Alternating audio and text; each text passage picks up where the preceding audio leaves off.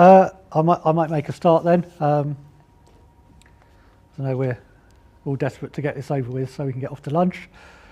So today I'm going to be talking to you about adjacent tech communities and meeting new people and learning new skills and hopefully, helping your career. So I'm going to be talking about T-shaped skills, what they are, why they're great, how you can get them, adjacent tech communities and how they link into all this skill building, knowledge building experience. I'm going to have a little look at my personal journey through various communities. I'm not trying to give you my life history. It's more sort of, this is an example of how these things can link together and how you can get skills out of the end of it. And then I'm going to wrap up so we can all go and have some lunch. My name's Chris Bradshaw. I'm a cloud platform engineer now. So that's what I do during the day. And out of the office, I have a blog, IT Should Just Work, and a variety of social things. So feel free to look me up later and connect. Or in person, because I'll be around all day as well. So before I get going, would anyone here consider themselves an IT generalist? Just a quick show of hands. Okay. How about an IT specialist? Yeah, both? Yeah? That kind of fits in with where we're going today. So, what is T-shaped? What's this all about? So I first heard the term T-shaped engineer at a UKVMUG here. A chap called John Schroyer, who's godfather of the vExpert program, among many other things, stood, I'd like to say upstairs, but it might be downstairs or sideways, I really don't know in this building, and talked about this idea of a T-shaped person. So that's someone with a general set of IT skills, a generalist thing, but also a specialist. So they've got general skills here and your specialist peak, but going down so it makes a nice T shape and fits the analogy. I can probably better demonstrate that with the power of PowerPoint. This is our generalist. They're you could say a jack of all trades. I've picked 5 different skills out here that they have. The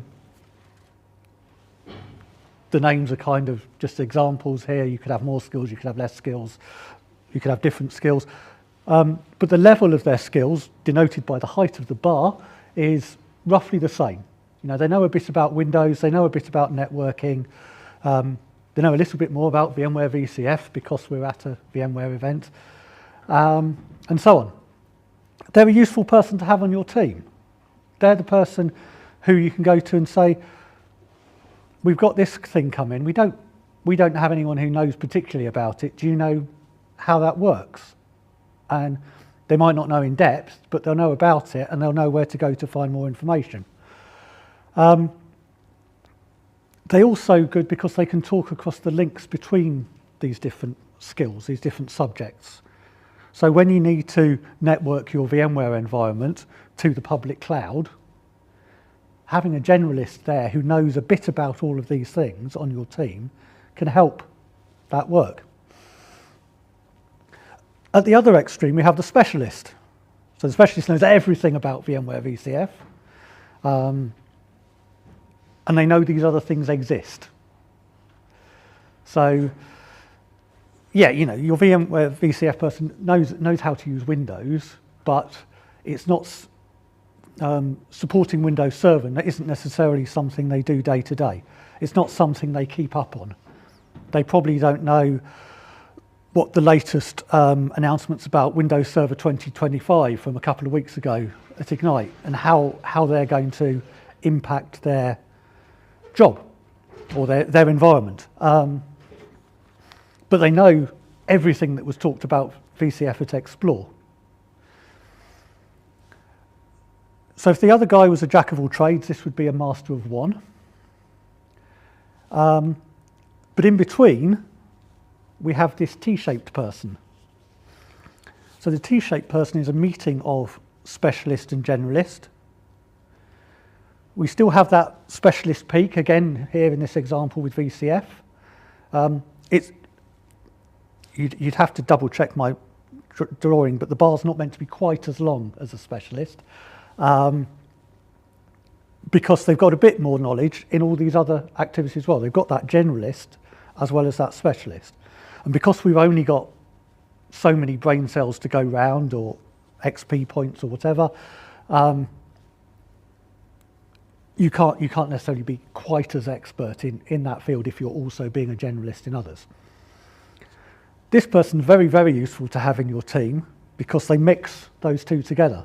So they're the person who can look after your VCF environment, but also know how it links to all these other things. And you can ask them, we've got this new job come in, it's using this technology, and they'll go, oh yeah, I went to a session about that at Random User Group, or I was reading something about that on the internet the other day.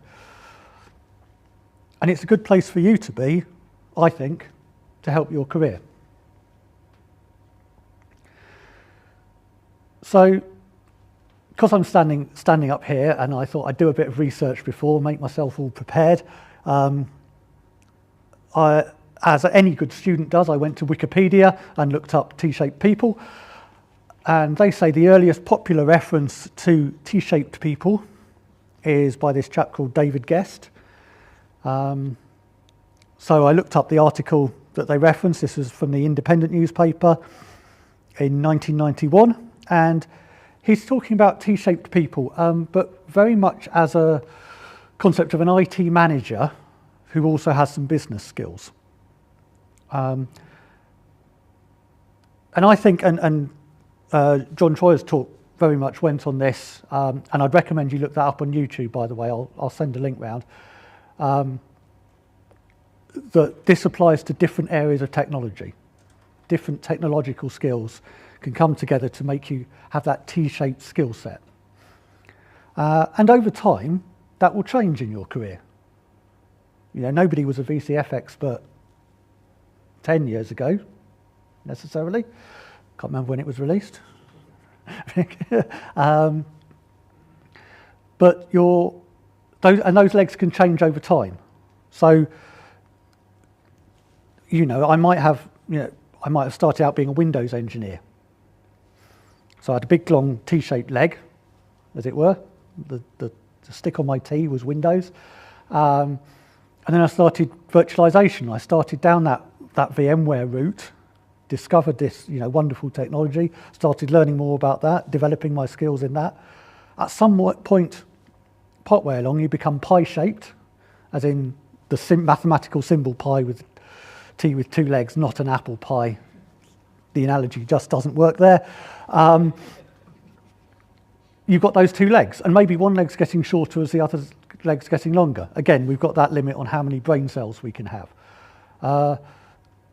Maybe you stay that sort of pie, or maybe it rolls over again, and what was your Windows leg starts becoming your public cloud leg as technology has moved on. You could be M-shaped. I can stretch this a long way here. We could have three legs coming down. Eventually, you just become a comb, and really, then you're just a generalist. You're just really clever. So that's great, but how do you develop that generalist knowledge? We all know how to become a specialist in something. You work hard, you learn a lot about the subject, you go on lots of training courses, you get lots of hands-on experience. We talk about spending 10,000 hours on a subject before you become an expert in it. But becoming a generalist, learning a little bit about something, is probably tricky when you're spending all your time doing that specialist thing. One way I found is through foundation level certs. So all technologies will do these. You can go off and get your VMware Technical Associate, entry-level certificate. I think that's still a thing. It was yesterday. AWS do a foundational level certificate. Cisco do the CCENT entry-level certificate, which is basically the first half of a CCNA, Network Administrator. The CC one up there is a cybersecurity. So if you've heard of the CCSP, this is like its baby brother. Microsoft do loads of them in all sorts of different bits of their technology. And these all align to the basics of that vendor's technology. They're great because, if you want to learn about a new subject, say I wanted to learn about, Azure, I can go to that and I can look up the syllabus for this exam, this qualification. It says, oh, you need to learn about what cloud computing is, what infrastructure as a service is, what platform as a service is, what a VNet is. None of these things are going to tell you how to be an awesome engineer or architect in these things, but they get you down that road, and that's great in expanding your generalist skill set. They do usually come with exams, paid for, but the training material is usually free. I think all of the ones here have free training material online, either specifically from that vendor or YouTube videos of other people who've done it, or blog posts or podcasts in some cases. So you can get that training material for free, and it's quite short and easy to consume and fit in around your day-to-day learning. If you're not doing any Azure in your job, it's unlikely that your employer will send you off on thousands of pounds worth and weeks out of work doing Azure training if they're not planning on going there. But you can expand your skills in your lunch breaks, in a bit in your own time, listening to things on the commute if people still commute. And you can pick up this stuff. Another good way of learning this is by the community. Let's segue into that bit. And adjacent communities. So I first heard the term adjacent communities on a podcast, the Tech Village podcast, by another stalwart of the VMware community, Amy Lewis. I kind of understood the idea beforehand about adjacent communities, but never had that name for it. So she talked a bit about that, and I'll quote her, because I thought this was a really good quote. She said, part of what's exciting is finding this whole new pocket of people that are kind of like you, but a little bit different, because there's such opportunity to learn. And that's it. It's all about learning, isn't it? We come here to this community event to learn and meet people and have a nice curry last night perhaps, but it's all about that learning. And yeah, it's a bit like the Muppets and the Fraggles going to Sesame Street. They all have something in common. We're techies, they're puppets, but they're all a little bit different. Excuse me. So, what are these communities? We'll start with the adjacent technologies. We're here, we do VMware. I hope if you're at the VMwareUserGroup, you've at least heard of VMware. But we've got our VMware environment. We probably back that up. I hope we back that up. And you probably use a third-party solution to do that backup. So you might be using Commvault. You might be using Veeam. These technologies, these vendors, have their own communities.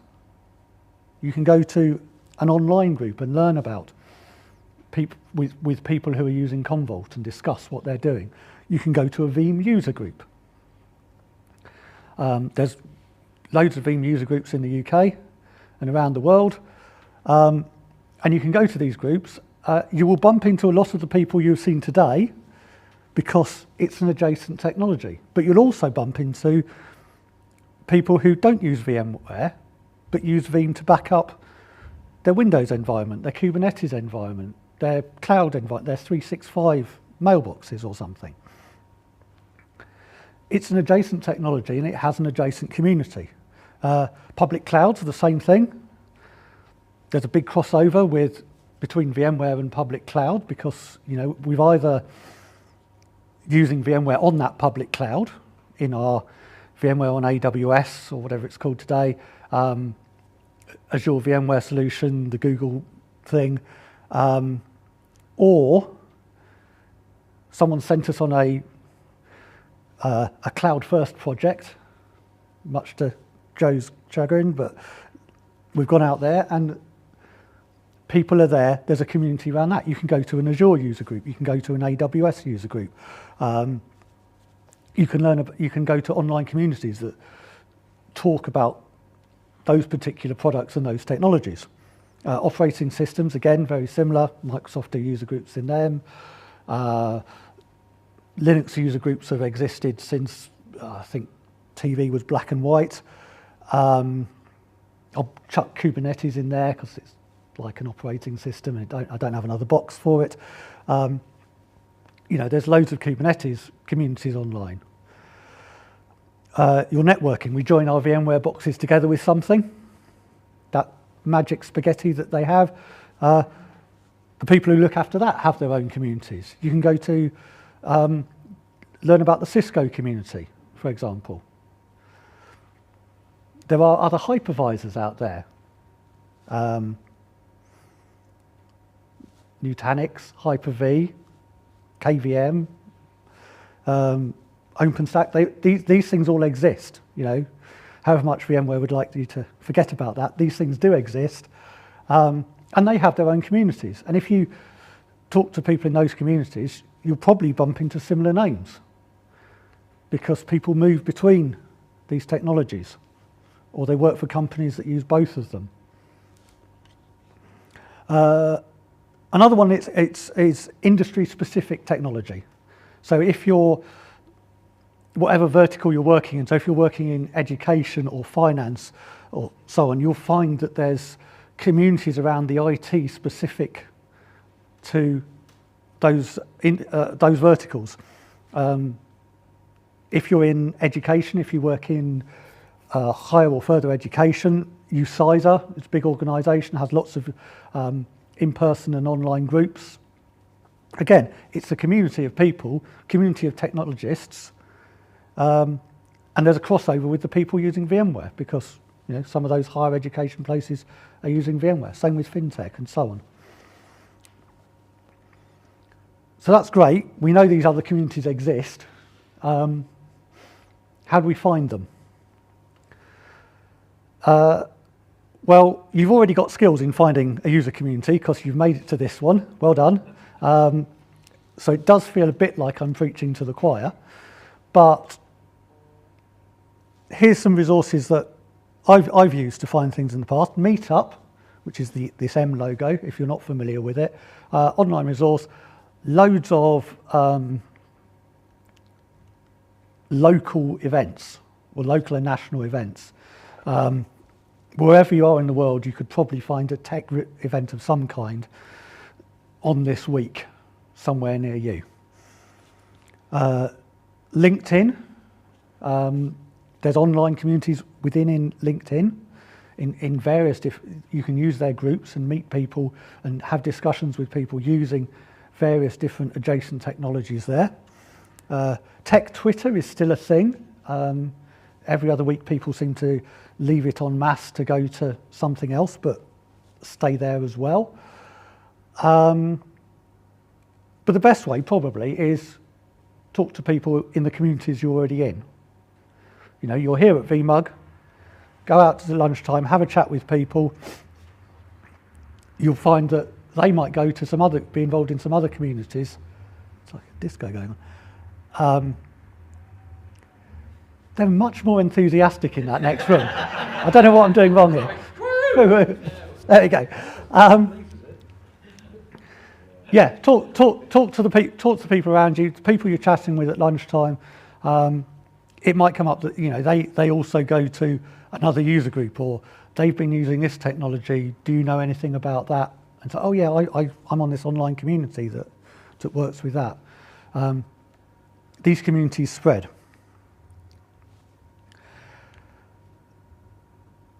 So, as promised, I'm going to talk a bit about my journey through these communities and basically highlight, hopefully, the links between these communities and how we can get these skills through our community involvement.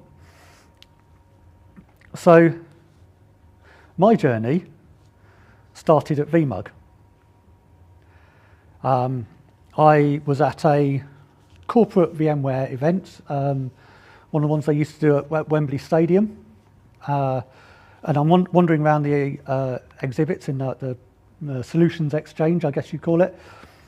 And there's this VMUG stand there.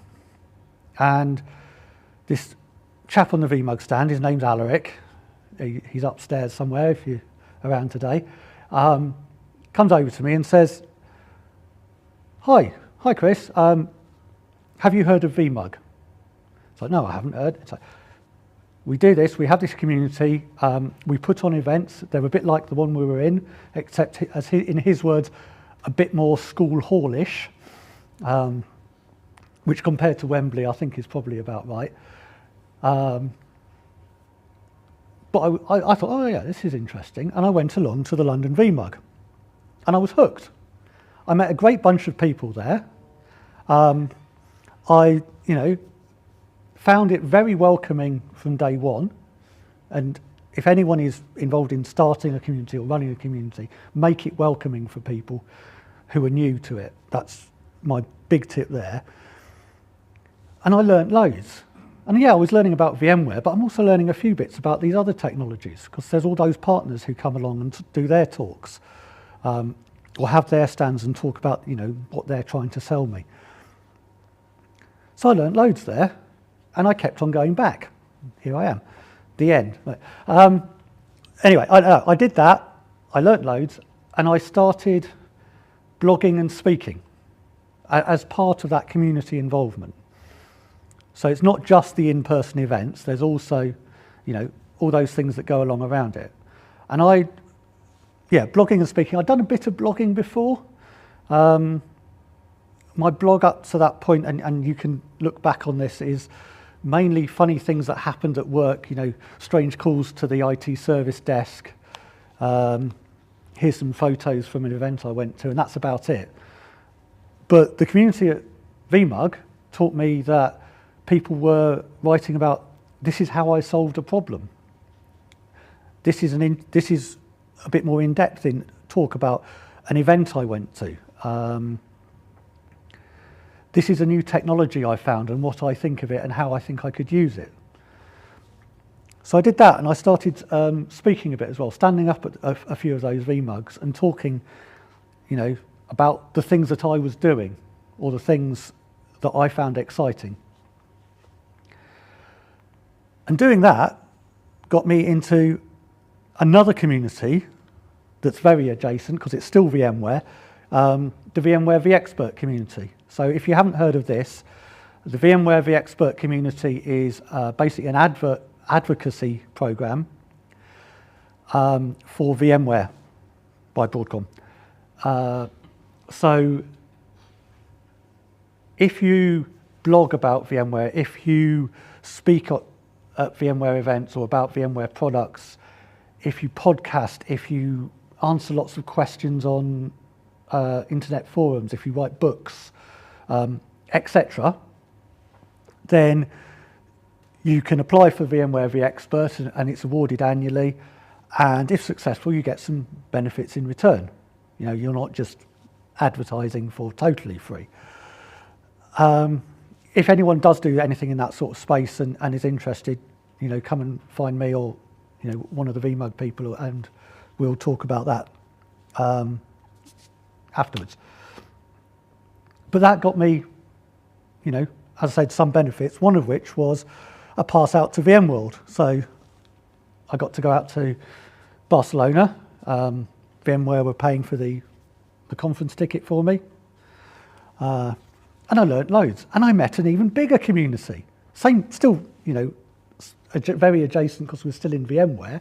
But I was, going out in the evening with the Austrian VMware users and having lunch with the Belgian VMware users and talking to them and finding out about, the problems they were facing, the solutions they were finding, the interesting technologies they'd found. Plus you've got, the show itself going on, which is like this, but much, much bigger. And lots of learning. It's all about learning. It's a learning experience. And I was picking up new skills. Since then, I've been to VMware Explore this year. So a few weeks ago, I was out in Barcelona with this motley crew and some others. Again, meeting a whole new group of people every time. Lots of the same people. You'll notice some familiar faces in the photos each time. But yeah, learning lots and lots of new skills. Now, earlier this year, Nutanix, which if you haven't heard of Nutanix, they are a rival company to VMware,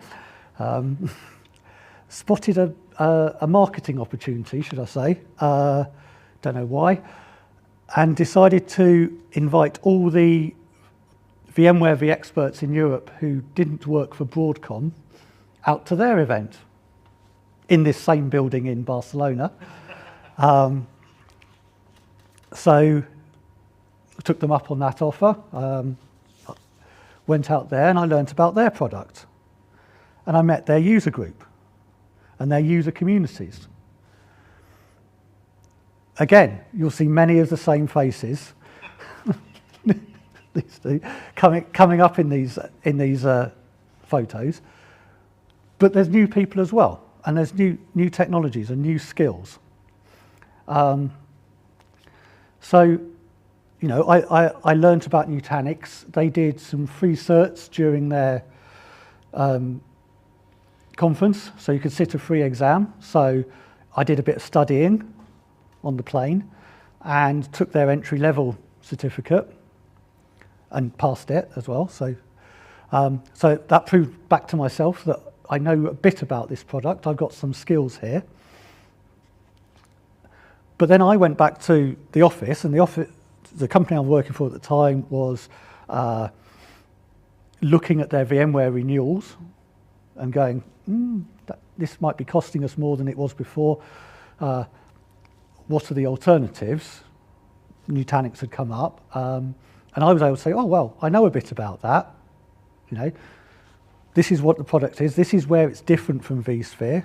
This is where, it doesn't necessarily match up with what you've already got. These are some of, from talking to the people out there, these are some of the differences that you'd have to overcome if you did make that switch. These are the bits you need to buy. So when you're talking to your salesman further down the road, they're going to be trying to sell you this, this, and this, and probably that, and that as well. To replicate what you've got, you don't need that, and that. A bit of knowledge, went back, helped them, helped my job, helped my employer at the time. Going back a couple of years, my blog, I entered into an international blog award that happened to be sponsored by Cisco. Very pleased to say it won Best Analyst. And that came with some rewards, including a ticket out to Cisco Live, their big conference in this building in Barcelona.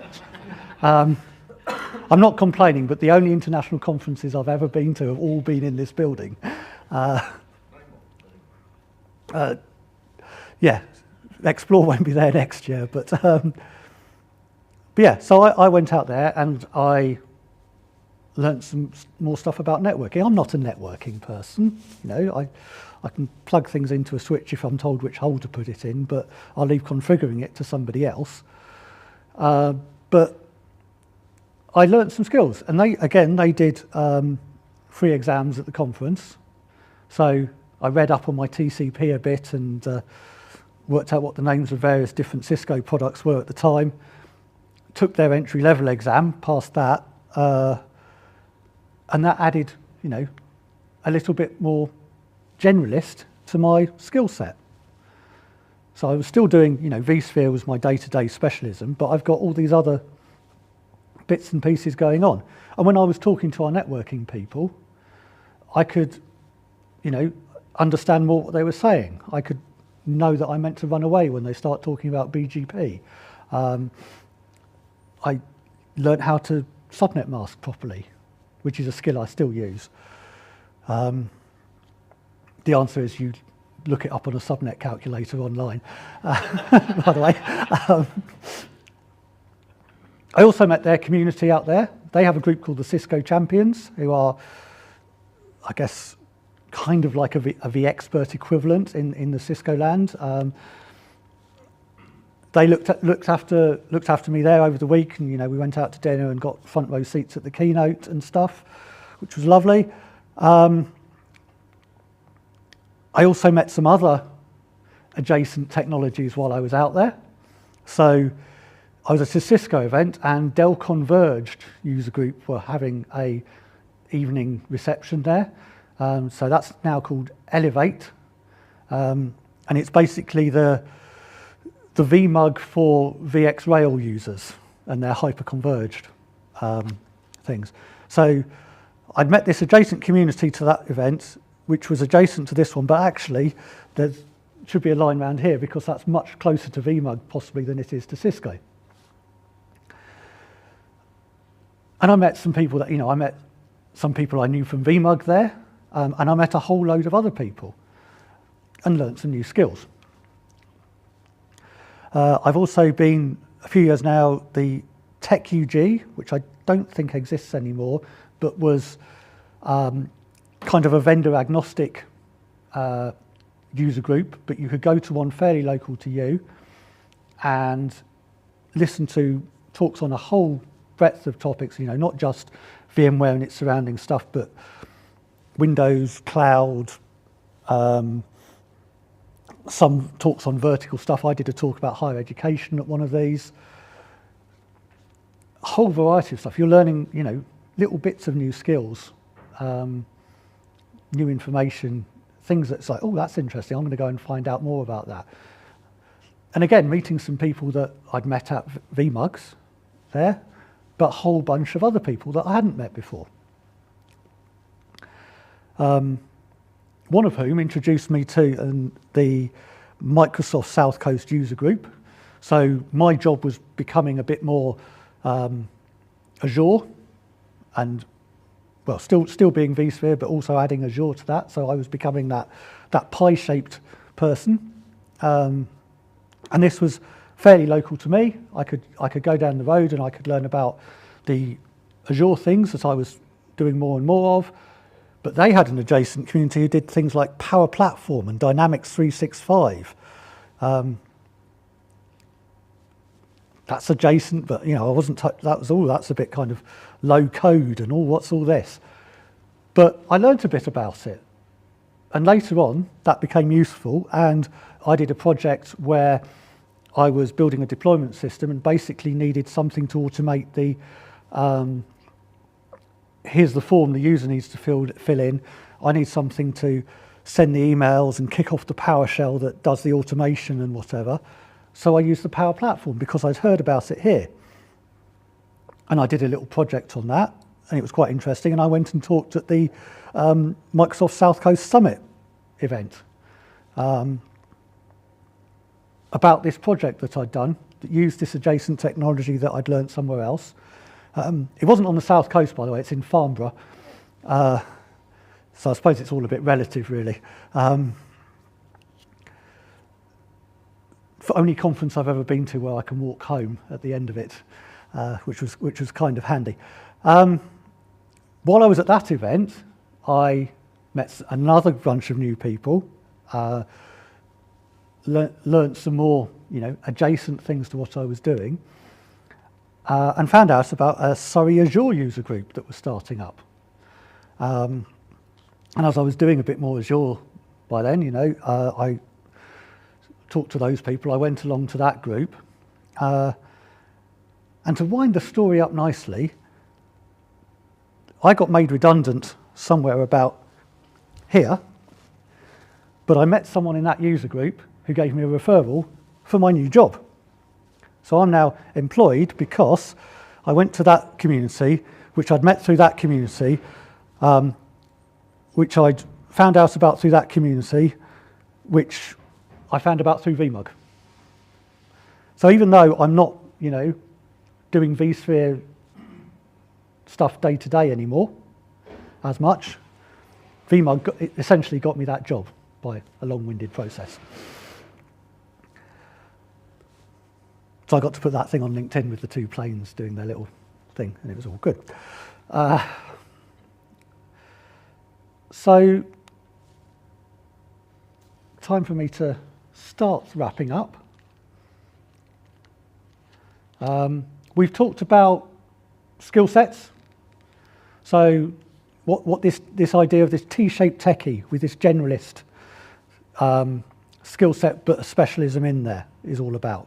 And I think, you know, my skill set has developed along those lines, and I think that's helped my career. I feel that the companies I've worked for have found me to be a useful person because I've got that generalist knowledge. They've hired me for that specialism, but I can still talk about all these other things around it. So we talked a bit about how to get there with those foundation level certs and the adjacent communities coming from those adjacent technologies, and really how they can help you all learn and develop. So I'm going to set a challenge for you. Go out there, find these adjacent communities, meet some new and interesting people, because that's always good, learn some new skills from them.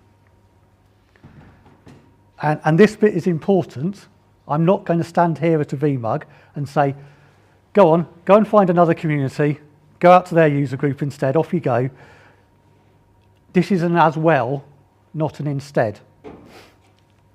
Come back to VMUG when you're done, but bring them with you. Bring some of those people you've met out there back here, because we're their adjacent community. And all of our communities will get richer by that cross-pollination of ideas and skills. So I hope you found that interesting. Before we all disappear off for lunch, are there any questions or, you know, contributions, experiences out here that you'd like to talk about? Or lunch is just coming? I think we're a couple of minutes early, but if you take 3 minutes to walk upstairs, it should be all ready. Cool. Thank you very much.